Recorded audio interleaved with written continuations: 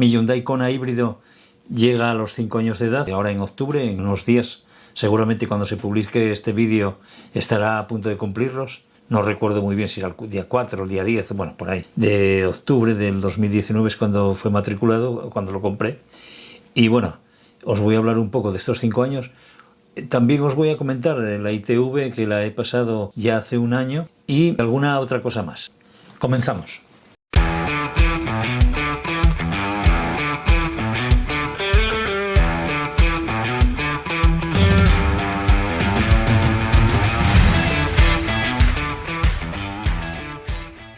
Antes de nada, deciros que hace unos 15 días me he bajado las actualizaciones del navegador, mapas, etc.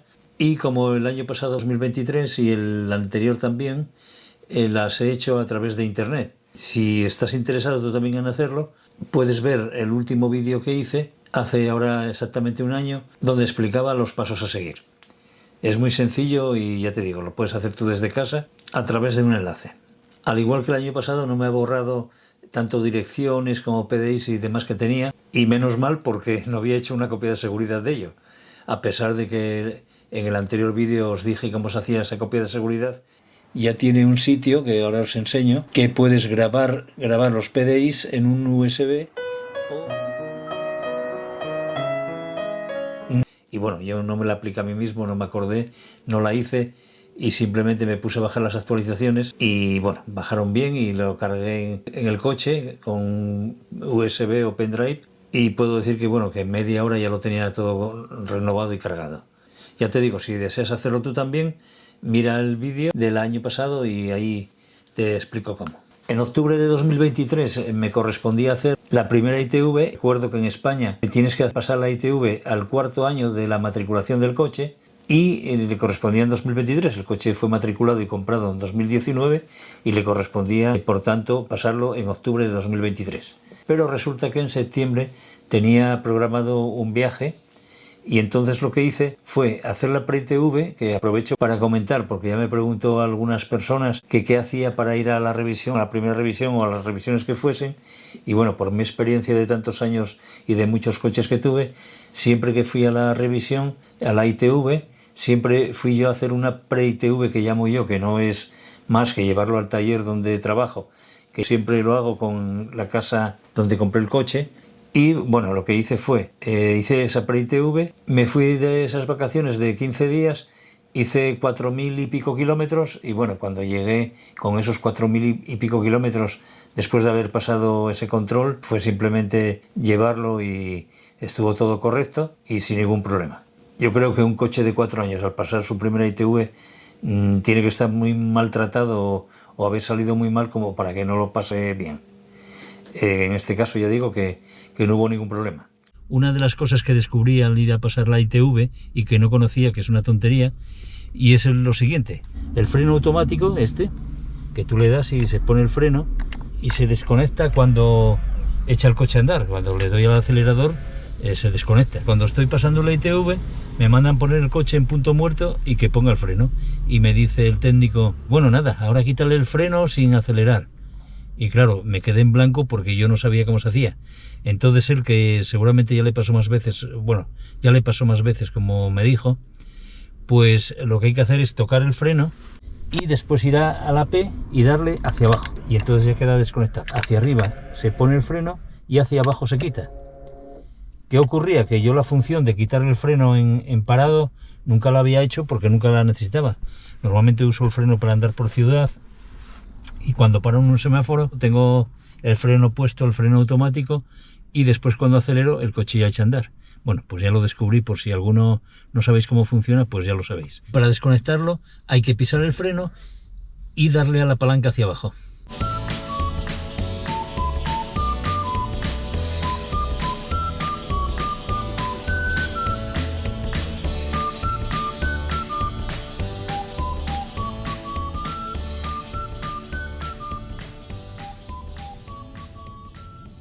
En estos 5 años he de decir que con este Kona no he tenido ningún problema.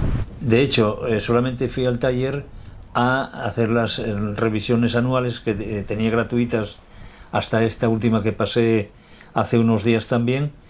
Que por cierto, ya os contaré las próximas revisiones cómo van a ser. Ya me estuve enterando donde compré el coche y en la Hyundai, y ya me han dicho que hay unos paquetes que puedes comprar revisiones de 3 años o de 5 años, y bueno, que me lo dirán cuando vaya a hacer la próxima revisión anual, que será pues ya para el año que viene.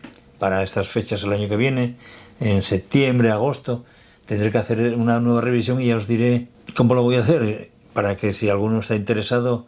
Yo estoy pensando en principio comprar un paquete de 3 revisiones, que pueden ser, si lo hago como hasta ahora, pues son 3 años, y bueno, creo que sí es suficiente. En estos 5 años os digo que solamente he cambiado las 4 ruedas del coche en 2 veces. La primera fue hace 2 años, en el 2022, por un pequeño incidente que tuve en Gijón al pasar un puente, en una de las juntas de dilatación que estaban muy abiertas, y se me metió por entre las ruedas una especie de vara metálica o algo así, no sé qué fue. Lo único que sé es que empezó de repente a sonar plom, plom, plom, plom, plom, y nada, cuando paré y tal, era una barra que se metió ahí entre las ruedas, y aunque daba la impresión de que podía continuar con ellas así, lo cierto es que por precaución, pues como quedaron como un poco mordidas o tal la cubierta, decidí cambiar esas 2 ruedas, y después, posteriormente, el año pasado, antes de marchar al viaje que hice en septiembre, como las otras 2 ruedas empezaban ya a desgastarse y no tenían ya tan buen dibujo, pues las cambié también. Los neumáticos son uno de los puntos más importantes de la seguridad de un coche, y por supuesto no hay que jugársela con ellos. Es la seguridad de que el coche agarre en las curvas y en mojado y en todas las situaciones. Entonces es una cosa que bueno, que no debe doler y que se deben cambiar incluso antes de que pida a gritos que se cambien.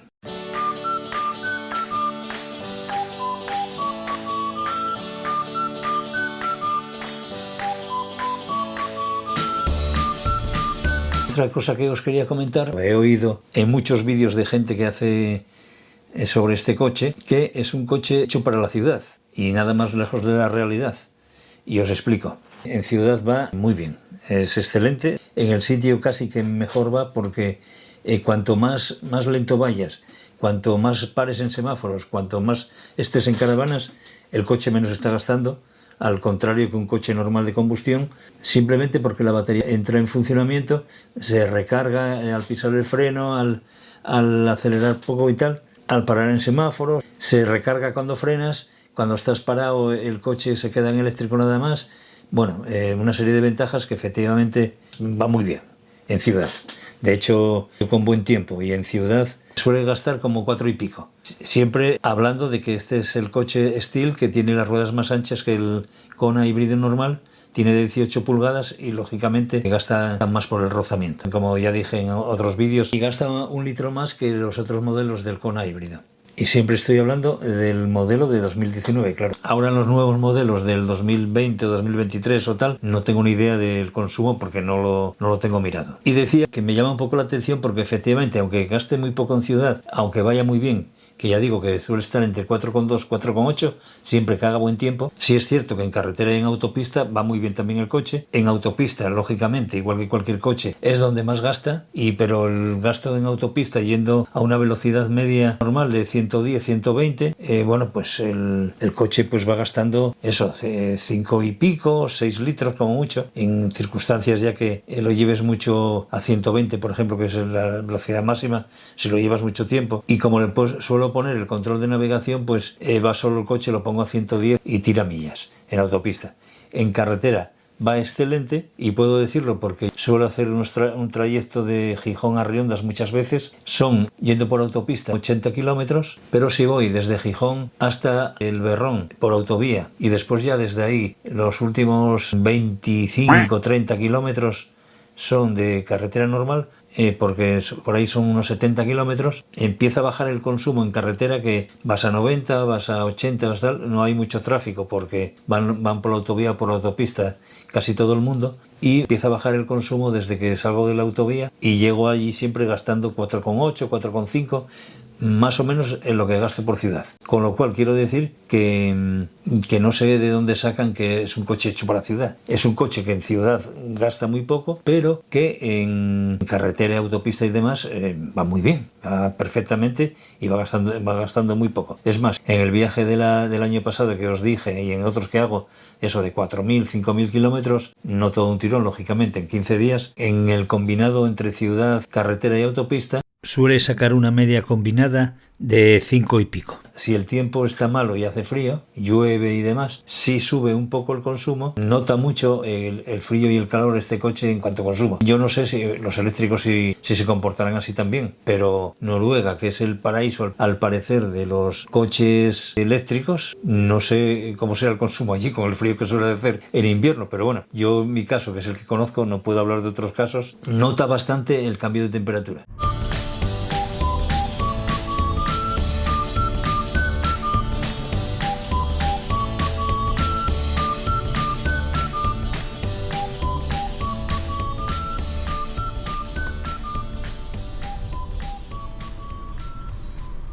Una de las cosas que os quería comentar también, por lo curioso que es, no por otra cosa, es que el Hyundai Kona híbrido en ningún lado trae la capacidad del depósito de gasolina.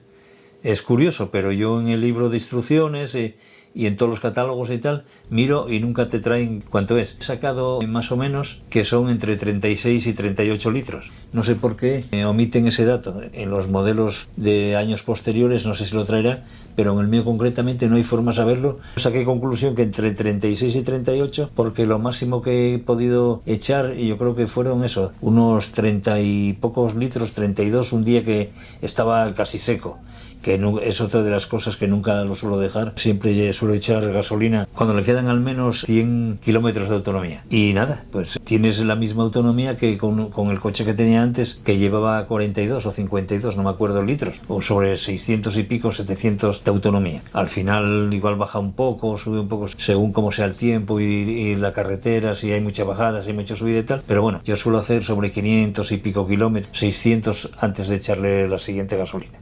Después también me preguntó gente sobre las luces interiores, que es otra de las cosas que racanearon un poco en Hyundai en este modelo, siempre repito. Por poneros un ejemplo, este año en la Feria de Muestras de Gijón estuve viendo los coches de Hyundai, el nuevo modelo que tiene bastantes diferencias, y le dije al concesionario, digo, oye, enséñame el maletero, y la abrió, vi que efectivamente se queda con una luz sola. Y le digo, vamos a ver, hombre, ¿y todavía seguís poniendo una luz nada más? ¿Por qué no ponéis dos? Dice, no, es que esta es LED. Digo, sí, pero es LED, pero mira, yo cojo una maleta, se la pongo ahí y ya queda a oscuras el maletero. Y si estoy en un garaje, pues me quedo a ciegas en el maletero. Y la contestación fue, coño, pues pon la maleta para el otro lado. Le dije efectivamente lo que yo hice en mi coche, que ya os lo enseñé en otro vídeo, y fue ponerle ahí unas luces LED de estas pequeñas, y bueno, desde que se apagan solas y tal, que se recargan, y con ello ahora veo perfectamente cuando abro el maletero, porque ponga donde ponga, tengo una aquí, otra en un lado, más la que trae él, que también la puse yo LED, porque la mía no lo traía LED, y bueno, pues ahora ya veo perfectamente. En cuanto a las luces interiores, que hay mucha gente que también me dice, hombre, ¿cómo no las pusieron LED y tal? Pues lo mismo, yo ahora ya no sé si las traigo o no, pero yo al mío, ya hace casi un año, después del último vídeo que hice, me decidí a ponerlas yo por mí mismo LED. Entonces las compré por Amazon y las coloqué con un vecino que también hizo lo mismo, y bueno, ahora el coche se ve perfectamente dentro y cambia, es un cambio radical, porque el coche de verse con una luz amarilla y tal, ahora se ve con una luz muy clara, muy guapa, muy blanca, y que bueno, que es totalmente diferente, cambia la luz interior. Incluso la pequeña de arriba de donde se abre el parasol, una lucecita pequeña que vale pues para leer un mapa o para leer cualquier cosa, pues está muy bien, y además ilumina muchísimo y es así de chiquitina. Por supuesto, lo de leer un mapa o leer lo que sea, lógicamente si estar parado, si lo lees tú. Pero bueno, siempre tienes al copiloto o copilota que te pueden ir leyendo eso, y bueno, para ellos les va muy bien, o para ti mismo cuando paras y quieres leer algo que es de noche. Y nada más, amigos, me alegro mucho haber hablado con vosotros por mediación de este vídeo, y espero que os haya gustado. Si así fuese, por favor darle al me gusta, y si tenéis alguna duda o demás, ponérmelo en comentarios, y también me gustaría que me hicieseis comentarios de lo que quisierais, ideas y demás. Y también aprovecho para recomendarte mi otro canal, Rupert D, que si te gusta viajar o hacer rutas o demás, pues bueno, aparte de que puedes ver otros sitios de fuera, sí te enseño sitios muy bonitos de Asturias que merece la pena ver. Y nada más, un abrazo para todos y hasta el próximo vídeo. Chao.